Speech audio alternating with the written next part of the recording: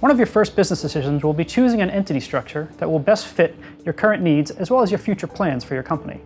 You will have the option to elect to operate your business as a sole proprietorship, a partnership, a limited liability corporation, or LLC for short, an S-corp, or a C corporation. Each type of entity structure has its own qualification restrictions, legal and tax implications that you will need to consider. Corporations are the most common form of entity structure.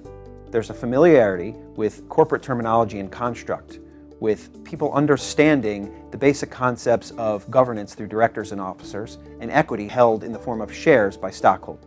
Creating a corporation is relatively easy, involving the filing of a certificate of incorporation with the state, which need not be complicated, and the drafting of relatively straightforward bylaws.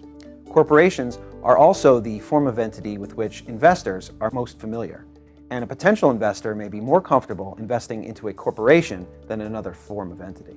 However, corporations do involve more burdensome tax obligations, as we'll discuss further. For that reason, many entrepreneurs choose to form limited liability companies, which are a form of partnership. In addition to the more beneficial tax treatment, LLCs provide greater flexibility with respect to governance, distributions, and profit allocations. However, LLCs are typically governed by operating agreements, or LLC agreements, which involve a great deal more complexity and nuance than typical corporate bylaws. All entrepreneurs need to understand the tax implications and consequences with respect to their selection of entity structure. The income or losses from a C corporation are taxed at the corporate level. The corporation will make a tax payment to the government with a filing of their income tax return, assuming the corporation has taxable profits.